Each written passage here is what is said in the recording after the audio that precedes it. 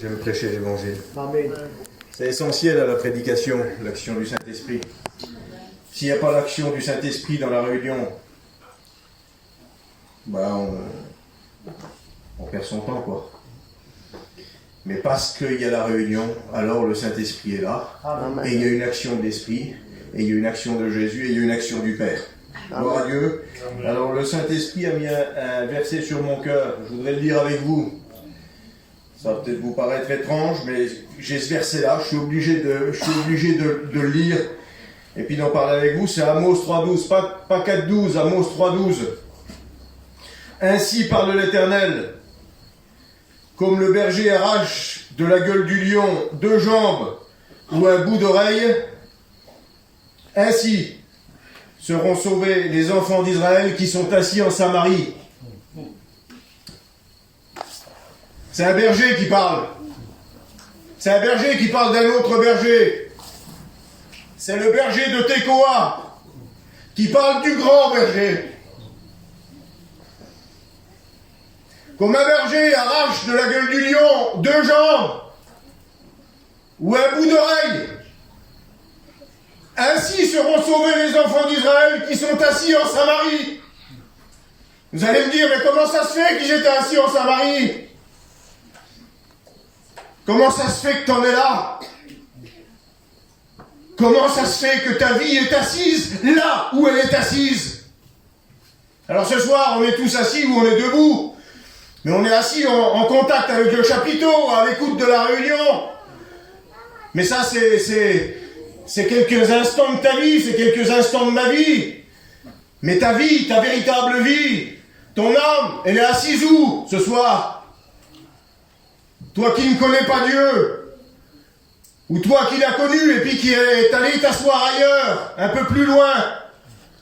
La Samarie, c'est pas loin de la Judée, hein. C'est à quelques encablures. Une petite journée de marche. Comment ça se fait que tu es assis là où tu es assis? Je voudrais te dire que Dieu fera tout. Même s'il reste que 2 jambes. Même s'il reste qu'un petit bout d'oreille. Il va aller les chercher. Amen. La parole de Dieu, elle vient chercher ce qui reste de ta vie. Une vie labourée, une vie massacrée, parce que le lion dont il est question là, il symbolise l'ennemi. Et quand l'ennemi vous prend dans sa gueule, c'est pas pour vous lâcher, croyez-moi. Il n'y a pas besoin d'attendre le nombre des années pour souffrir. Il n'y a pas besoin d'attendre le nombre des années pour qu'il ne reste pas grand-chose de nos vies. Pour qu'il reste 2 jambes ou un bout d'oreille. Peut-être que les anciens ne le savent pas. Mais il y en a qui le savent, qui sont au courant. Il y a des jeunes, dans nos ethnies à nous, là, je me mets dedans, hein. Je suis un monsieur, moi. Mais c'est pas grave, je me mets dedans, je suis marié avec une fille de chez vous. Je sais ce que je suis un monsieur. Et je suis marié avec une fille chez vous. Mais chez vous aussi, chez nous aussi, parce que je suis dedans. Ma fille, c'est une moitié. Chez nous aussi, il y a des enfants qui ont des idées de suicide. Il n'y a pas besoin d'avoir 80 ans, il n'y a pas besoin d'avoir 50 ans pour avoir des idées morbides. Quand l'ennemi vous a mis dans sa gueule, et puis qui vous marche, et qui vous déchiquette, c'est des enfants qui ont envie de se suicider. C'est des jeunes de 15, 16, 17 ans qui veulent se donner la mort.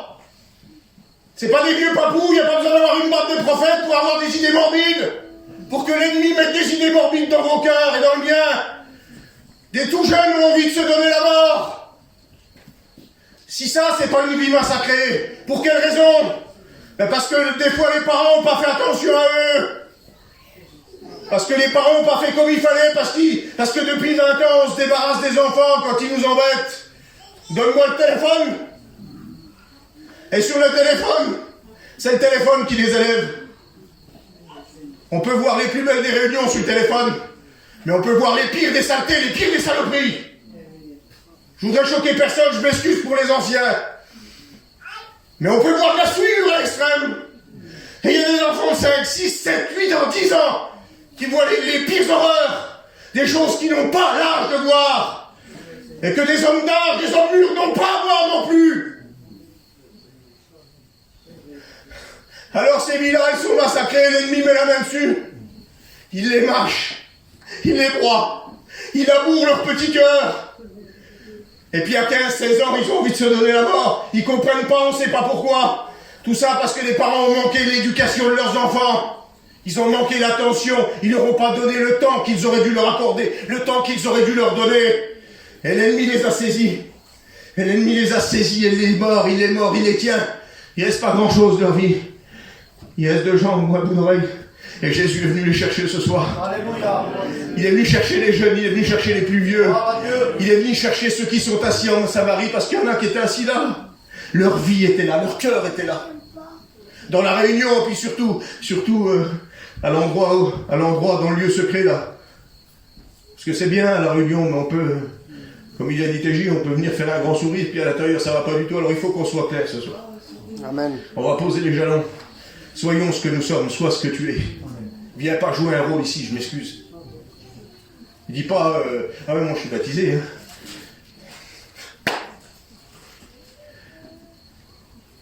Si vous me mettez une paire de crampons et puis une tenue de foot, je vais pas devenir un professionnel. Hein. Ça va pas faire de moi Mbappé. Hein. Je serais même pas menacé en plus. À mon avis, j'ai jamais joué au ballon, alors j'ai eu une catastrophe avec un ballon. C'est pas parce que vous m'aurez mis la tenue complète. Hein. Ça va rien changer. Il faut que ça soit... Amen. Il faut que ton cœur soit assis en Dieu. Amen. Si tu es assis en Samarie, alors il vient te chercher. Si tu es assis en Samarie, c'est parce que tu es déchiqueté. Tu es en mitraille. Tu n'es pas assis au bon endroit, tu es assis dans le mélange. Il y en a qui se permettent, qui s'autorisent des comportements, des attitudes, des regards, des choses. Ah oui, des choses qui vont peut-être massacrer la vie de nos enfants aussi. Des regards qui ne devraient être attribués qu'à une seule personne. Les enfants nous voient les attribuer à d'autres. Enfin, je ne voudrais pas donner de détails. Un enfant, c'est une éponge, un enfant, ça voit tout. Et le diable coque. Et le diable mord, et le diable te mord. Parce que quand on s'autorise et quand on se permet certaines choses, le diable vous mord. Le diable vous saisit. Il broie votre vie. La mâchoire d'un lion. Croyez-moi, il n'y a que le berger, le grand berger que je connais, qui est en mesure de retirer ce qui reste de vos vies de tout ça. La situation de TJ, elle était mal embarquée quand même. À vue humaine, c'était fini. Il était bagué. Bagué pour la morgue. Oui, mais quelques années avant, il avait fait alliance avec le Très-Haut. Amen. Et il n'était pas assis en Samarie. Il était assis en Dieu. Alléluia. Et toi, si ça venait à t'arriver, tu vas aller où? Toi qui te permets des légèretés, toi qui t'autorises des attitudes et des comportements, toi qui t'es assis en Samarie, toi qui te vautres en Samarie,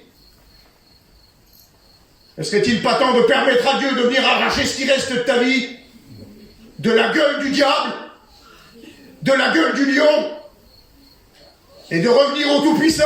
Amen. Et de t'asseoir en Dieu. Alléluia. Alléluia. Retrouve ta place. Amen. Retrouve l'endroit où tu étais assis, où tu dois être assis. Qui que tu sois. Je vise pas quelqu'un, je parle pas pour quelqu'un en particulier. Mais on peut s'asseoir à chaque réunion. Et puis notre vie peut être assise ailleurs. Dans le mélange, dans le compromis. Avec nos petits péchés mignons. Avec ce qu'on s'autorise, avec ce qu'on se permet.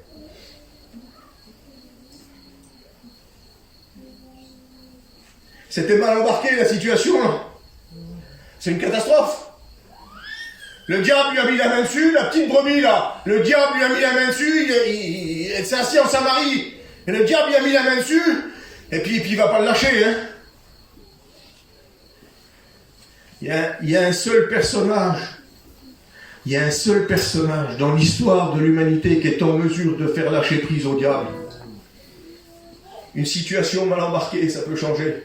Et la Bible dit dans le livre de l'Ecclésiaste, au chapitre 7 au verset 8, mieux vaut la fin d'une chose que son commencement. Vous l'avez peut-être déjà écouté, j'ai déjà dit, certains d'entre vous ont déjà écouté ce témoignage. Je connaissais un monsieur, je travaillais chez lui. Quand j'ai travaillé chez lui, il avait 88 ans. Il ne les faisait pas.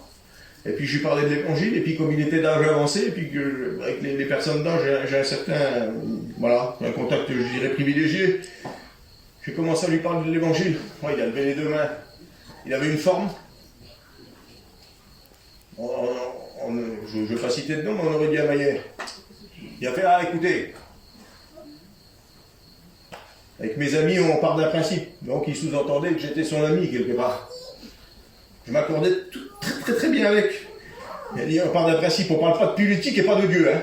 Donc j'avais compris sa position concernant Dieu. Hein. Ah oui, parce que quand vous avez envie de parler de Dieu, puis qu'on vous parle de Dieu, vous parlez de Dieu. Ah, il ne voulait pas du tout en parler. Et puis je priais souvent pour lui, souvent. Puis je passe, la femme de ménage, elle dit, ils sont pas là, ils sont les deux à l'hôpital. Il ne restait plus grand-chose de sa vie. Elle avait été consommée. Le diable l'avait saisie, et puis il ne restait pas grand-chose. Il ne restait même pas deux pattes, ses deux jambes ne pouvaient plus le porter, le pauvre monsieur. Et pourtant, avant, il courait des 100 km d'affilée. Il faisait du grand fond, ce monsieur-là. Il faisait des doubles marathons, des 100 km. Ses deux jambes l'avaient porté pendant des années. Mais à ce moment-là, au moment où moi je l'ai connu, ses deux jambes ne le portaient plus. Mais il restait un petit bout d'oreille. Sur un lit d'hôpital à 90 ans. Il a rencontré Jésus. Alléluia. Jésus est venu l'arracher de la gueule du lion. Il a arraché le petit bout d'oreille qui restait. Et il a parlé, dans vos oreilles à vous, là vous entendez le son de ma voix. J'ai un copain, il me fait ça souvent. Il a un CD d'une prédication où je prêche. Moi j'ai horreur, je ne supporte pas d'écouter ma voix. Peut-être que vous non plus, vous ne la supportez pas d'ailleurs. La vôtre, je ne sais pas si vous la supportez, mais souvent on ne supporte pas sa voix. Mais moi la mienne, je ne la supporte pas. Et chaque fois que je montais dans l'auto, il l'avait dans l'auto, il faisait exprès. Et il m'était dit, j'arrête pas. Donc peut-être que ma voix, vous ne la supportez pas. Avec vos oreilles là, les deux pavillons auditifs que vous avez sur les côtés de votre crâne, vous entendez le son de ma voix. Mais un petit peu plus bas, vous avez d'autres oreilles. Et vous ne pouvez pas entendre la voix de quelqu'un d'autre. Vous pouvez entendre la voix du grand berger. Reste-t-il un petit morceau d'oreille dans laquelle Jésus peut parler? Il avait 90 ans, il était sur son lit d'hôpital, et Jésus est venu le trouver. Il est venu arracher, il est venu parler dans son oreille, dans ce qui restait de sa vie.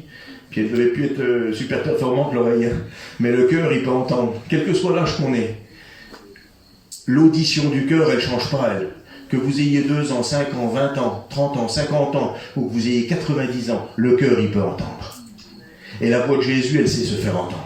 Alors Jésus a parlé dans son oreille, dans ce qui restait de sa vie. Il est venu prendre les restes de sa vie. Vous savez, Jésus ne demande pas arrête de te pomponner.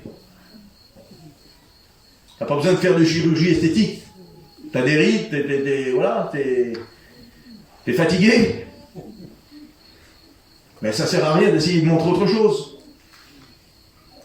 Il faut venir tel qu'on est. Amen. Viens tel que tu es avec ton cœur là. Ton cœur, montre pas autre chose. Ne cherche pas à montrer quelque chose. De toute façon, il sait. Quand c'est vrai, il le sait. Quand c'est faux, il le sait aussi. Ce qu'il veut, c'est du vrai. Et puis il a parlé dans son cœur. La fois suivante, quand je l'ai vu, il m'a dit, vous savez, ce qui est important pour moi, c'est une relation personnelle avec Jésus. Je dis, celle-là, elle est forte. Ce que j'ai demandé, j'ai dit, est-ce que vous permettez que je prie pour vous chez moi? Ben il dit oui, bien sûr. Ça changeait du haut les mains. Hein. Il dit, pour moi, c'est une relation personnelle avec Jésus qui est importante. Et il dit, je sais que vous êtes protestant comment? Ben je dis, je suis protestant, évangélique, pentecôtiste. Comme ça, il avait tout là. Ben, il dit, vous connaissez le pasteur Intel, vous connaissez l'église Intel? Ben, je dis, oui, je connais le pasteur, je connais son fils, je connais son beau-frère, son gendre, je connaissais tout le monde. Quoi. Il avait rencontré Jésus, ce monsieur-là. Il dit, tous mes péchés. Il avait 90 ans, il n'avait plus gigoté en boîte de nuit. Hein. Il dit, tous mes péchés ont été pardonnés dans le sang précieux de Jésus-Christ. Je voudrais vous dire que le soir, il me l'a confié, il me l'a dit. Quand Jésus est venu le trouver sur son lit d'hôpital, il a eu les attaques qu'un enfant de 15 ans a. Il a eu les attaques qu'un homme de 30 ans peut avoir. Il a eu les attaques qu'un homme de 50 ans peut avoir. Le diable est venu avec les mêmes choses. À 90 ans, le diable vient avec les mêmes armes, et avec les mêmes choses que quand vous avez 15 ans, 20 ans, 50 ans. Parce que les hommes sont les hommes. Et Jésus vient aussi de la même manière. Il vient prendre les restes de ta vie ce soir. Il vient te demander si tu lui permets de t'arracher de la gueule du diable, de la gueule du lion. Il te demande encore l'autorisation, c'est terrible quand même. Tout ça c'est pour ton bien, tout ça c'est pour le bien de ton foyer, de ta maison, c'est pour le bien de ton entourage, mais il vient quand même te demander l'autorisation. Mieux vaut la fin d'une chose que son commencement. Je ne sais pas où tu es assis. Je ne sais pas comment c'est à l'intérieur de toi. Je sais que ce qui a été dit avant la prédication t'a parlé. Je sais que les chants t'ont parlé. Je sais que la présence de Dieu, parce que la présence de Dieu, elle agit, mais elle parle. Dans l'invisible, la présence de Dieu, elle parle. Ben oui, la Bible me dit que le Saint-Esprit convainc de péché, de justice et de jugement. De péché parce qu'il ne croit pas en moi.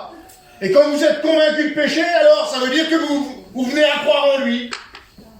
Celui qui ne croyait pas en lui, quand le Saint-Esprit le convainc de péché, le voilà qui croit en Dieu. C'est le Saint-Esprit qui fait ça. Il y en a peut-être plusieurs parmi nous.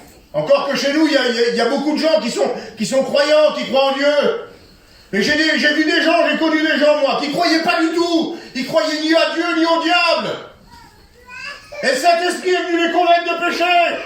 Et quand le Saint-Esprit les a convaincus de péché, ils se sont mis à croire en Dieu. Ils se sont mis à croire Dieu. Parce que ça, c'est Dieu. Ils se sont mis à croire la parole de Dieu. Est-ce que tu voudrais pas ce soir lui permettre? Puis quand tu fais le bilan, tu dis mais c'est vrai, ma vie, moi, c'est un désastre. Le diable m'a saisi, il m'a mâché, il m'a déchiqueté, il m'a labouré mon cœur. Quel que soit l'âge que tu es, hein, il m'a mis en miettes. Et la seule solution, c'est le bon berger. Le seul qui puisse s'en sortir, parce que quand on est dans ces situations-là, on ne voit pas d'issue. Il n'y en a pas.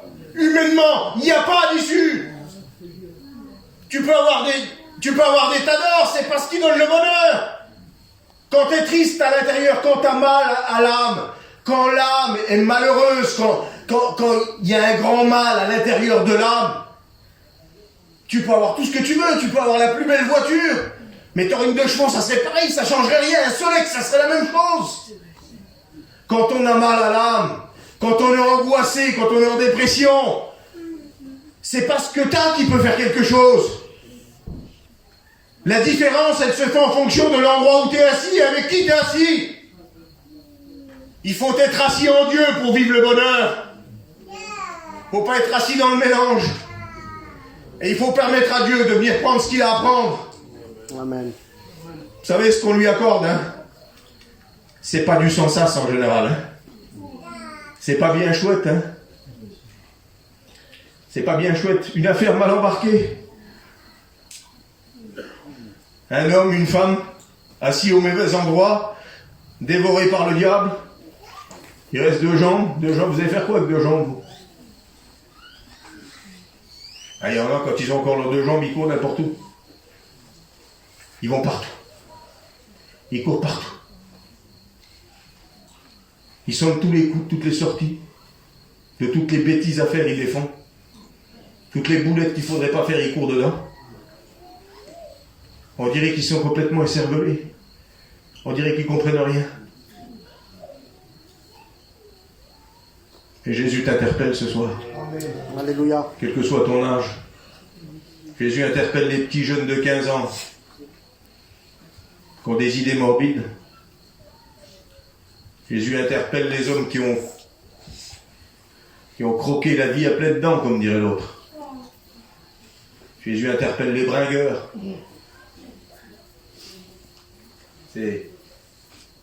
Ça a un charme de dire les gens sont des bringueurs. C'est pour pas dire qu'ils sont alcooliques, quoi. Ça fait mieux. Hein? Ça fait mieux, c'est des bringueurs. Ah oui, ils ont le nez bourré de vin. C'est des bringueurs, ils ne peuvent plus s'en passer. Ils sont habillés trop bien. Ils sentent la vinasse. Vous voyez le ravage que ça fait le péché. Puis il y en a qui disent, ah ben non, mais ça, chez nous, il n'y a pas ça. Allez, chez nous, il n'y a pas ça. Oui. Ah oui. Ah oui, quand le lion vient, ah, il dit non, ça, on peut, lui, il peut pas, c'est un manouche, lui. Ah ouais. Ah, il est dégourdi, oui. Ouais. Ouais. Ah. Ah oui. Non, chez nous, il y a des choses qu'on ne dit pas. Mais on fait plein de choses.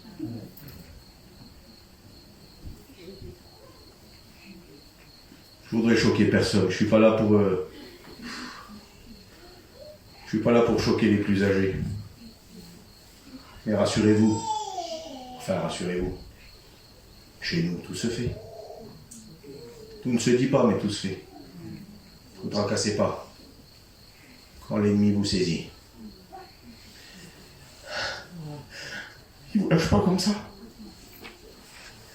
Si vous ne criez pas à Dieu et qu'il n'y a pas une grande intervention de Dieu. Le problème des fois, c'est qu'on fait puis qu'on ne dit rien, justement. Mais la Bible dit que c'est celui qui avoue et qui délaisse qui obtient miséricorde. Alors nous, on ne veut pas savoir ce que vous faites. On ne veut pas du tout le savoir, en plus. Mais dites-lui à lui. Amen. Soyez vrai avec lui. Il va vous délivrer. Amen. Et puis la mâchoire du lion va se relâcher. Et ces crocs vont sortir de votre chair et de votre âme.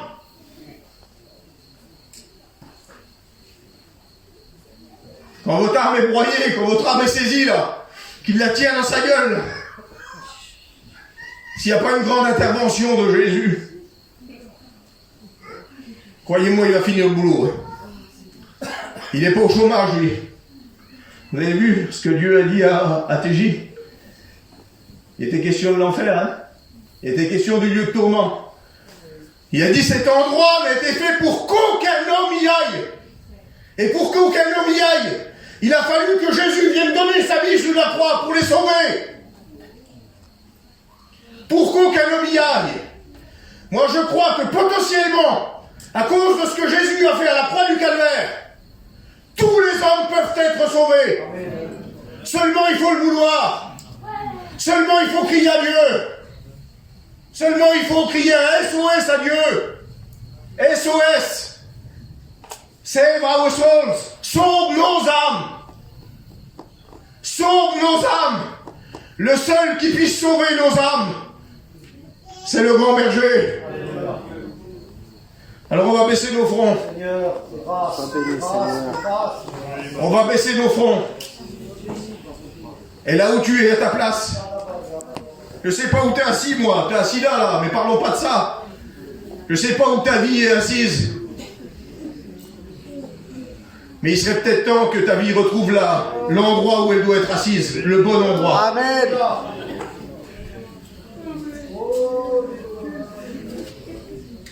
Et je voudrais vraiment que tu fasses un bilan. Je voudrais vraiment que tu t'interroges. Parce que les cantiques t'ont parlé, les témoignages t'ont parlé, la parole de Dieu t'a parlé aussi, certainement. La Bible dit qu'elle ne revient jamais à lui sans avoir fait son effet dans les cœurs. Et parce que la parole de Dieu t'a parlé, alors tu peux te demander où tu es réellement assis. Toi qui es inconverti, qui n'a pas encore donné ton cœur à Dieu. Si tu es encore inconverti, si tu n'es pas encore à Dieu, c'est que tu n'es pas assis en Dieu, donc tu n'es pas assis au bon endroit.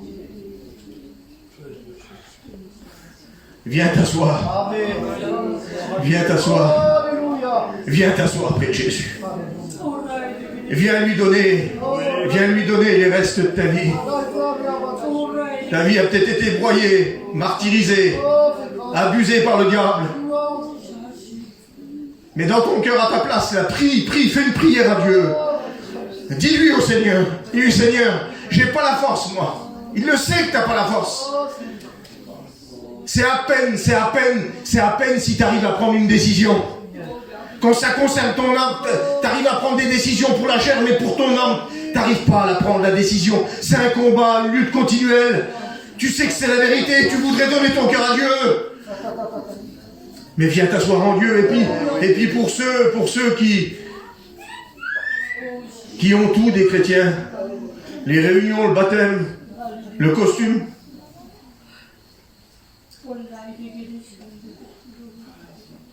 et puis qui sont assis, parce que c'est les enfants d'Israël qui étaient assis en Samarie. Ils n'avaient rien à faire là. T'as rien à faire là où tu es assis. Je ne peux pas mettre de nom sur ceux qui sont assis au mauvais endroit. Mais toi, tu peux mettre ton nom si tu es assis au mauvais endroit. Puis tu peux dire, Seigneur, moi je veux retrouver ma place. Sois béni, Seigneur. Je veux retrouver ma place. Je veux être assis là où tu veux que je sois. Je veux m'asseoir à tes côtés, Seigneur. Oh oui, Jésus. Je veux être assis en toi. Ma place, c'est en toi. Tu étais tellement heureuse. Tu étais tellement heureux quand tu étais assis avec Dieu, quand tu étais assis en Dieu. On prie le Seigneur. Nous te bénissons. Nous te rendons grâce. Merci pour ce que tu fais maintenant.